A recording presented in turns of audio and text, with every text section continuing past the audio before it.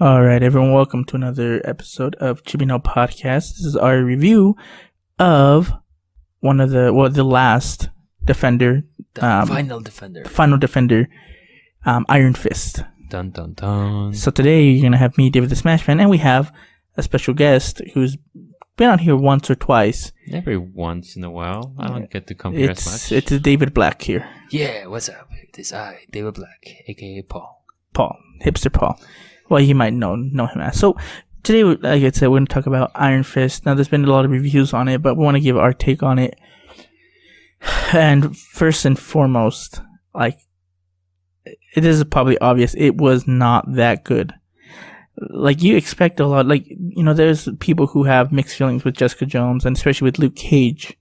But this, by far, was the weakest of all of the shows. I don't know if you think the same way, Paul. Yeah, I think so. I mean, there were a couple of cool parts. I'm probably going to get a little more in depth once we talk a little bit more into it. But yeah, compared to other Netflix shows, I think you can say it is the weakest. Well, I guess. I don't know. I still think Daredevil is number one for me. So as the best. Right. Right. So, but yeah, this one is obviously the weakest. So let's kind of go into what, you might not even know what Iron Fist is about because you've heard of such the bad reviews, but let's go into it. So Iron Fist basically is about this guy named Danny Rand, and he is the Iron Fist. And basically the Iron Fist is supposed to be someone who protects this city called Kunlun. And the story revolves around him coming back to New York City to take over his company, Rand Enterprises, where he finds out that his childhood friends, Joy and Ward, have taken over the company, and they thought that he was dead because there was a plane crash with him and his parents. I can't remember how long ago they said it was, like it was a while ago. Yeah. And so that's why they're very confused of why he's there, and their childhood 15 years, yeah. And their childhood friends, they're douches. Like, both of them are to them. If I were to have childhood friends like that, I'll probably not come back to see them or, drop them. I guess talking, we're kind of going chronological order, kind of. One of the things about Ward Meacham that you see in him, like, when flashback, like, he was a total douche to Danny. Like, he always thought Danny was, like, I don't know, like, what's the word? Like a nuisance, basically, because you see that flashback when they're playing like Monopoly or something, and they won't pay Danny. Right. Like, it is just very, just weird. Like, he has this inferiority complex, but what actually was good is, like, he, for some reason, like, him made me want to watch a little bit more because he was playing like a bad guy, and then later on in the show, he's not really bad. Like, he was influenced, by his father, which we'll talk more about his father, and then ultimately he kind of redeems himself in a way. Like, for me at the very beginning, he sounded like a douche, and he was probably the whole show, but at the very end, you seem like a redeeming part of him. You feel like really sorry for him, you think about it. But, he was a kind of intriguing character in this whole show. Yeah, he was. He's probably one of the better characters that was in the show. And then we had Joy, kind of going on with her. We'll kind of go by with the characters, and then we'll talk about the series overall. So with Joy, she was actually the one that you thought would be the most forgiving and the most, like, open to things, because she had this huge connection with Danny, and like, her story was kind of like it wasn't like way good. I mean, through her we had some connections because there was a reference, obviously, with all the Netflix shows that has to be references and Easter eggs to the other one. So in this one, she references Jessica Jones because she talks about how she got information about some board members, and she says, like, she's a great detective, like, when she's sober, obviously referencing Jessica Jones. Right. So that's pretty cool. Her character was, like, she wanted to always believe in stuff, and then I think she did like the 180, the opposite of Ward, because she becomes kind of more cynical and more blaming Danny for a lot of things, which before she wasn't. Right. The first impression of her, she seemed like a really, like, the closest family member that Danny had, I guess, counting the meat gems and all that. And it felt kind of weird seeing her transition from like a friendly, hey Danny, I guess you're Danny, to completely the opposite. And we'll talk more about that later. And then the next one was Harold. Now Harold came off as I kind of okay. So obviously gonna be spoilers later. This one, they had him look like the victim, but whereas throughout the entire show until the very end, where it shows that he was actually the main villain of it, and it was a slow build up, and it took forever to get there. And it was like, when you see like the first 4 episodes, you're like, come on, like, all you know that he's manipulating people. Like, granted, he was in a bind with the hand, which we'll talk about later. But the way that it ends with him and his fight against Danny, like, I don't know. What was your thoughts on Harold? Like, I really didn't like him too much. Yeah, I didn't like him too much either. I mean, he was kind of weird and kind of chaotic after his resurrection. Right. But I don't know. I'm glad he's dead, for sure. Well, kind of. Yeah. I think he's dead. He's dead for sure. So that was kind of nice. But I was expecting. I don't know. When I first heard that Iron Fist was gonna come up, I was thinking like, okay, more interaction with the hand, trying to fight. Right, because the Iron Fist is supposed to be the sworn enemy of the hand. Yes, he is the Iron Fist, as he says all the time. And that's something that I didn't like as much. Okay, you're the Iron Fist, but tell me more about yourself. Tell me what you believe. Tell me more about like your fighting techniques and all that. But nope, he keeps saying I'm the Iron Fist the whole show. Danny was probably the worst character in the show, which sucks because it's all about him. And the recurring thing was like he kept saying I'm the Iron Fist, which I understood. Oh, yes, you earned that title of Iron Fist, but he wasn't really the Iron Fist. Like, it was just so many bad writings in him, and he wasn't progressing in any way. Like, you keep telling him, he keeps reverting back to, not controlling his emotions. Like, he's very emotionally driven, and it got to the point where he's very childish and everything. And he wasn't taking a step back to look at, okay, well, why is this happening? You see him get manipulated and deceived a lot, and it gets old. Like when he's, like, for example, the whole thing with him and Harold. Like, we saw that he was manipulating Danny, and like he just couldn't see it. When he finds out, he freaks out. He has those freakouts when he has those flashbacks. And like, I understand that, he has this trouble of wanting to get away from it, and it takes too long for him to realize that he can't dwell on the past. Right. 15 years plus? Oh, come on. Yeah, and so it's just I'm trying to be positive here, but Danny was not his character was just poorly made. Yeah, I'm quite surprised because I'm expecting so far Netflix has not disappointed me when it comes to their shows. Jessica Jones, it was not I think it was good. Daredevil, of course, was the best. Luke Cage, he has a little funk into it, but when it comes to Iron Fist, I wasn't able to grasp. Well, the problem was this: is at the very end of the show, like, there's supposed to be some redemption or some clarification, resolution, where he is like, "Yes, I am the Iron Fist, and nothing can take that away from me." But that doesn't happen with him. Like, it kind of does, but it doesn't. He keeps questioning everything, and you don't get this resolution of like, he is the Iron Fist. He is, the protector of Kunlun, or the defender that we need him to be for the defenders. Like, that doesn't get resolved, and it's just he's still stuck in this, oh, did I make the right decision or not? He has no, conviction on his choices. Yeah.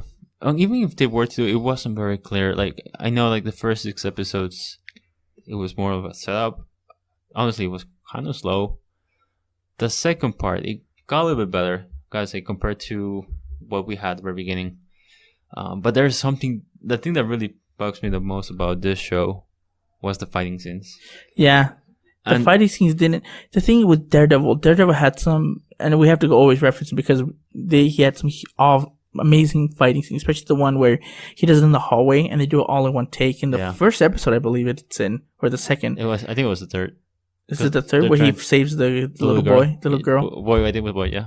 But like that fight scene was amazing. Like it was very well choreographed. And this one, all the fight scenes, is not that I don't think they could have done it better, but like it's just poorly executed. It was poorly executed. It just didn't. You didn't feel that intensity. There's some parts. There's some where I was like, okay, that's good. I liked the fight a little bit with Danny and I forget the drunken guy's name.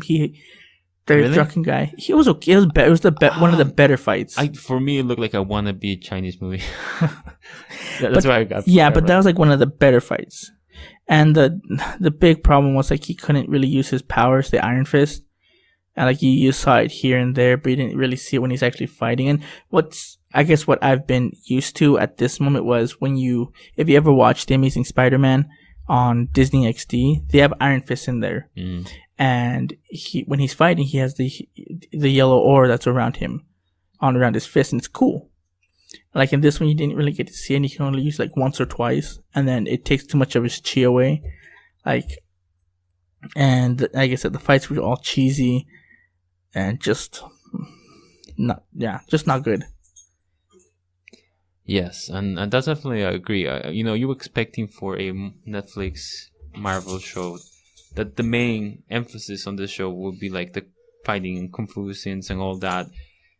It came out extremely weak compared to, like I mentioned, all the other shows as well. And that's something that I can see why a lot of fans were disappointed by that. Oh yeah. A lot of fans were disappointed. Kind of going away from the negative, let's talk about a few things that this set up, which I thought was really good, and some characters that made it good. Yeah. So one of the first ones that made the show you want to watch it was Colleen Wig. She was cool because she didn't want any part in the whole thing with Danny. And then she was trying to teach her students like, hey, you shouldn't fight for money. That's like below you. And then when she actually does go to it, she gets like this rush from fighting him. And a cool Easter egg was when she does those underground fightings, which is illegal. But when she does it, she calls herself the Daughter of the Dragon, which is a reference to comic books, because there's a comic book series where it's her and Claire Temple, and they team up, and her name in this team was Daughter of the Dragon. So that was a kind of a nod to that comic book. But her fight scenes were actually pretty cool when she fought. She fought like an MMA fighter, I think. Yep. I don't remember the name right now, but I do. What also was really cool about it is that her outfit kind of resembled her comic counterpart as well on that particular scene. So that was kind of really interesting to see.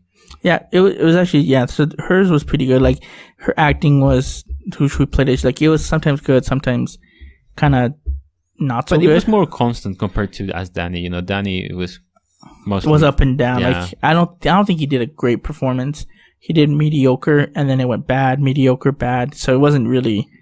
It drove me nuts. I cannot stress that enough. That Danny's performance. I can't remember the real guy's name, but it drove me nuts how that happened. It maybe not him, but it could have been the director. Be like, act this way. The director. It could also be perhaps being rushed into finishing all the Netflix shows. And I don't know. There could be many factors, but yeah, unfortunately, the result was not very. Was not something that a lot of people were expecting. Mm-mm. And before watching the show, I was like following up with a couple of reviews, and a lot of people were giving a lot of hate and all, and that's fine. Everybody has free to their own opinion, but I still wanted to have the chance to watch it and see it for myself. And yeah, right. But like I said, there's some good parts in it. One of them was Colleen Wig. The second one I want to talk about was Claire Temple. Like I guess she's the glue that holds all the different, because she's been in contact with Daredevil, with Luke Cage, with Jessica Jones, and now with Danny Rand. So she knows all these people, and she's going to be the glue that fits together. In this one, we saw her take a more of an action role, because now she actually was starting fighting, alongside with Colleen and with Danny. And all her sassiness, that was awesome. Yeah, it's like she doesn't take crap from anyone. Right. She's very likable, and that's why they've set it up to where she's probably going to be the one that's somehow going to contact all the other defenders together because that's who they all are connected with. Is through Claire Temple. Yeah, most likely that could happen. Something that was cool about her too is like in the whole show. I don't know if you noticed, but whenever she was fighting, because she was fighting in this show now, she carried a weapon. Yeah, those claw things. The first thing that when I first saw that, it was like Freddy this is Krueger? like no, it was more like a Wolverine thing. Like Oh, yeah, this is like okay. a mock-up of Wolverine. Like they're trying to do something. I don't know, but I can see that. I think it was kind of cool that she was able to fight compared to the other episodes when she was just the person that needed help. So that was kind of tight. Right, and then the big, well, one more part, and then we'll talk about the hand. So the other one that I really liked was Madame Gao. Madame Gao has been, I think, in all of them except for no. I think she was only in Daredevil She was on there. and this one, right? I don't think she was in Jessica Jones or in Luke Cage. I don't think so. At least I don't remember. No, well, we found out a lot of things about her. She keeps referring to how she's lived since the 17th century, which was they're like they don't believe her. They don't know how she's doing that. But we saw some of her powers of how strong she really is. You saw it some in Daredevil, but in this one you saw her telekinetic powers, which was like, I was like, dang, like she's just way stronger. Like I'm pretty sure it takes a lot out of her, so she can't use it all the time because she does get captured by Danny and them.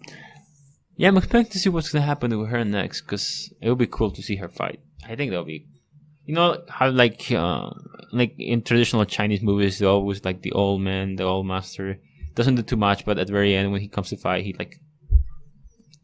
owns Right, stuff. and she kept saying a lot of things that kept rattling Danny and Colleen, like obviously saying like you really shouldn't be worrying about me. There's someone above me, right? Which obviously what I'm believing is gonna be Sigourney Weaver's character. I can't remember her name in the Defenders. She's gonna be. I think she can be part of like the higher up on the I don't hand. know if they have named her yet. I don't remember, but I think they did. But like she did that. She kept telling Danny that he was being used. Like granted, she did it in a way that he couldn't believe it, but he kept saying you're a pawn to Harold. Right. You're being a pawn to Harold. You're falling into his hands, and he kept, she gave him good advice, which Danny didn't take to heart. One of the things was like, you're not the real Iron Fist. You can't be until you strip yourself of this emotion of these emotions of guilt and all that stuff. Otherwise, he won't be able to unlock the Iron Fist, which we saw all throughout the last 5 episodes of the show, where he's not able to use it anymore for a bit. So again, Madame Gao was really good because she pushed Danny to be better in a way that he didn't realize it. It's probably for her gain in one way or another. For sure. But I don't know how. Like at this point, it doesn't show. I guess you have to wait and see on that. But what's really cool about this is that they also mentioned the previous Iron Fist, and you actually show a cameo of the Iron Fist as well. Are you able to see that? Yeah. You see the video of it, and you see him in his attire, his actual comic book attire with the headband and the glowing eyes, and you see his fist. I think you actually see him light up too. Yep. Like it was really cool. Like it's a good nod to it, and it kind of sucks that they don't show that on Danny. Yeah. Well, one can also understand if they're trying to make like an origin story on that, but at least trying to compensate with the fights. Some of the fights. I still go back to that because I wasn't that impressed. No. And then, another big thing like we talked about is the Iron Fist is supposed to be the enemy of the Hand. The Hand played a big part in the show, which I thought was really cool because you didn't get mentioned of the Hand, not that much in Jessica Jones or in Luke Cage. It was mostly in Daredevil. Right. And in Daredevil, there's a huge cliffhanger where you see Elektra being taken away by the Hand and basically wanting her to get resurrected is which is what I'm pretty sure is going to happen because she's been confirmed to be in the Defenders to reprise her role. And as we know that the Hand, they can resurrect people.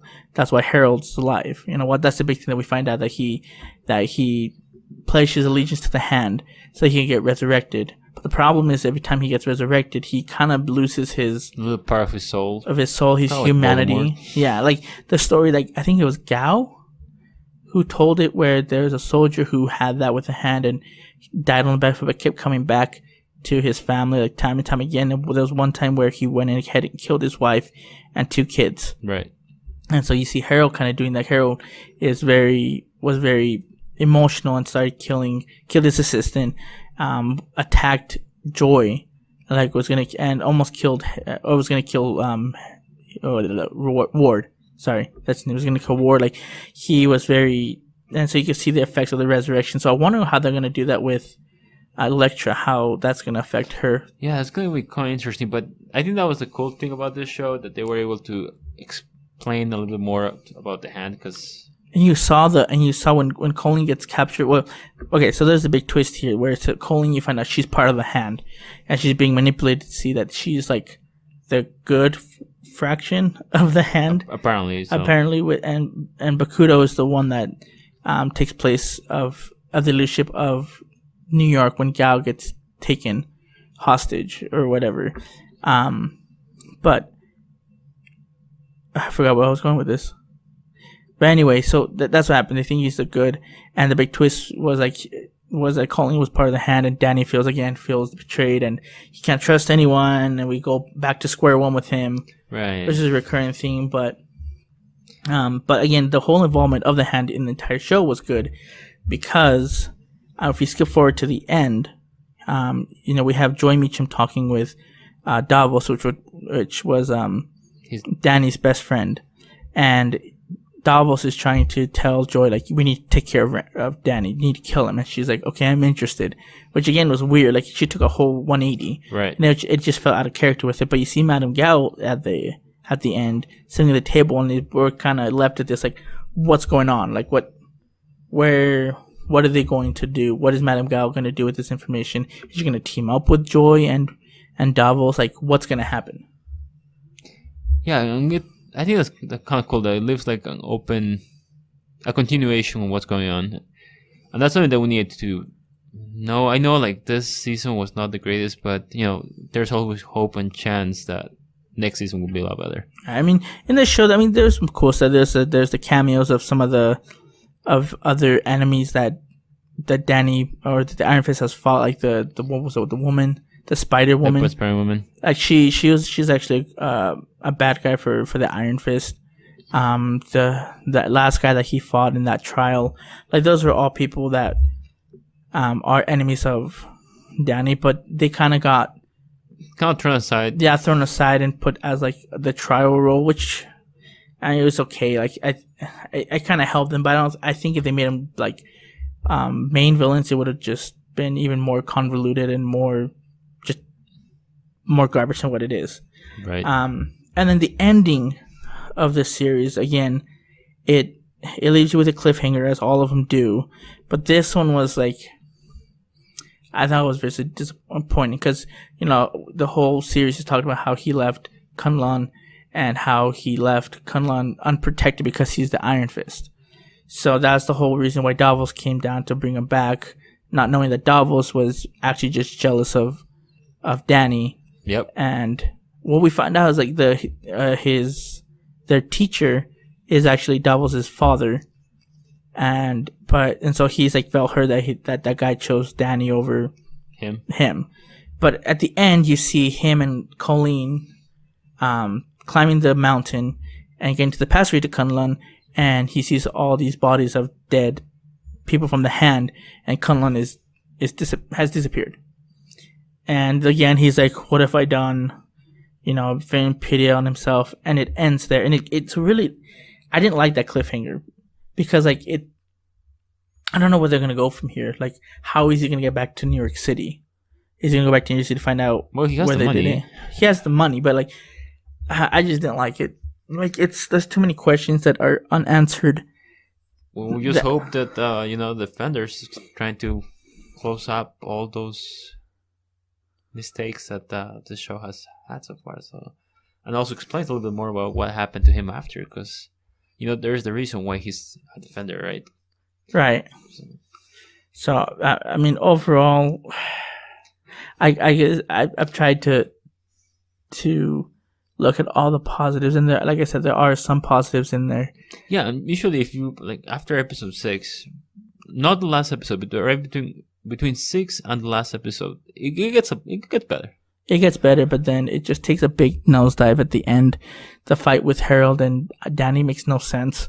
Like Danny could have taken him out way easily. Like Danny got injured, but Danny still could have, beaten him very easily. The way that Danny controls or gets back his power for the Iron Fist at the end was kind of weird. See, that's something kind of weird as well, because there are times that he was able to use his Iron Fist, and there were times like, oh, I can't channel it there, and next thing you know, like, he's able to do it, and he can deflect a bullet with it, which is fine. Right. Like I'm okay with that because he can do that, but it was just, I don't know. I felt that they could have used more. He could have been fought more like the Iron Fist, but it was more of a story of him becoming the Iron Fist when he was the Iron Fist. So it didn't make sense.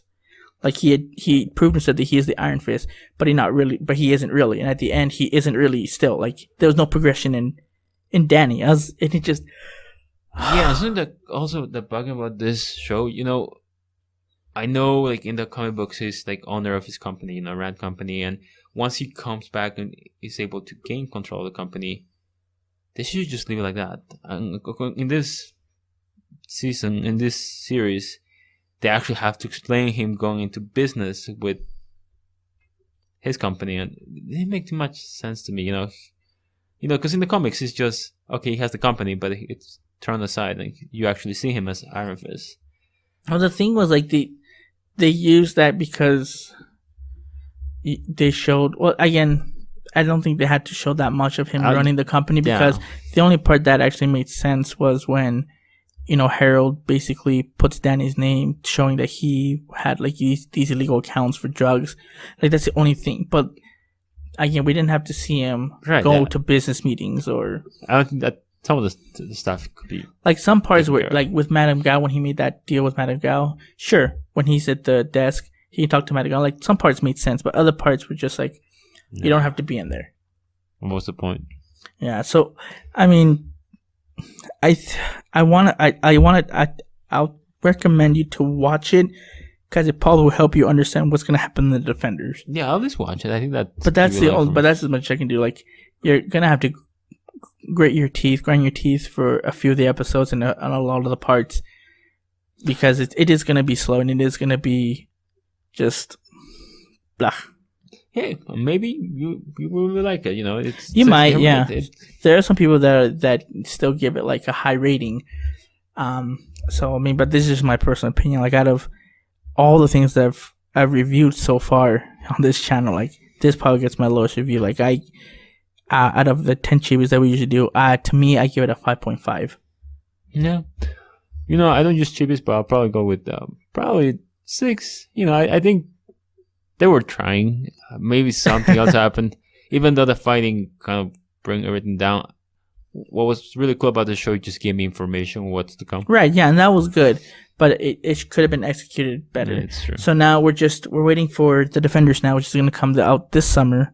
I'm pretty sure they're going to show a trailer for it and the exact release date of it at Comic-Con. That's going to be in June. So look forward to that. We'll probably review the Defenders once it comes out. I'm kind of sad though, just to talk about the Defenders just a little bit, that it's not going to be 12 episodes, it's going to be 8. Right, and the thing about that is also the guy who directed Iron Fist. I think the showrunner is actually in charge of the Defenders as well. So hopefully everything goes. Well, like I said, like the whole problem with Iron Fist was the Iron Fist. I think he was the biggest problem. The way that they wrote him was just not good. With the Defenders, they're going to be hour-long episodes, but I think like I don't know how much time they're going to spend on actually fighting, because they're going to have to get them together all at once, which is going to take a while.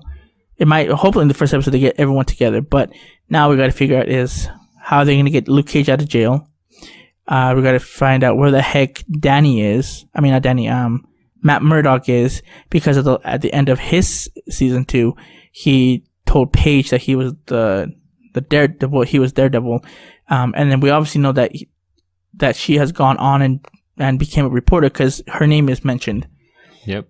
And then Jessica Jones, at the end, we see her. She doesn't want to take calls for the investigation because she didn't want to be that popular. But we obviously, and again, the time frame, we don't know too much, but some time has passed because she did the investigational work for Joy to get the information on the higher ups at Dan Enterprises. So, but again, Claire's going to be the glue, probably to get them all together.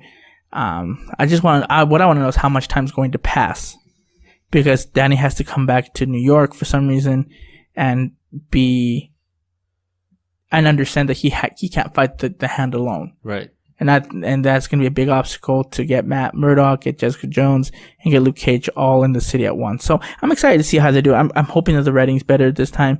Hoping that they fight Sigourney Weaver. I don't know if they're going to kill her.